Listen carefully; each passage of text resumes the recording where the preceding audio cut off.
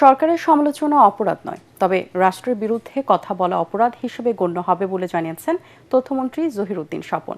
ঢাকা বিশ্ববিদ্যালয়ের গণসংযোগ ও সাংবাদিকতা বিভাগের প্রতিষ্ঠা বার্ষিকীর আলোচনায় তিনি এসব কথা বলেন। মন্ত্রী জানান, মুক্ত সাংবাদিকতার জন্য 1973 সালের আইনি সংশোধন করার সিদ্ধান্ত নিয়েছে সরকার। জুলাই অভ্যুত্থানেও একটি পক্ষের সাংবাদিকরা বিগত সরকারকে টিকিয়ে রাখার কৌশল নিয়েছিল বলে অভিযোগ করেন মন্ত্রী।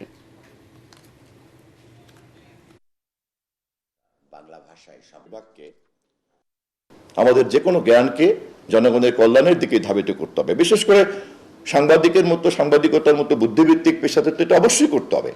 প্রত্যেকের মধ্যে এটা নিষ্পত্তি হওয়া দরকার যে বস্তুনিষ্ঠতাকে নিশ্চিত করা, সত্যকে উদ্ঘাটন করার প্রক্রিয়াটি কি হবে এবং সেই ক্ষেত্রে একটা সার্বজনীনতার মধ্যে আমরা কিভাবে যেতে পারি।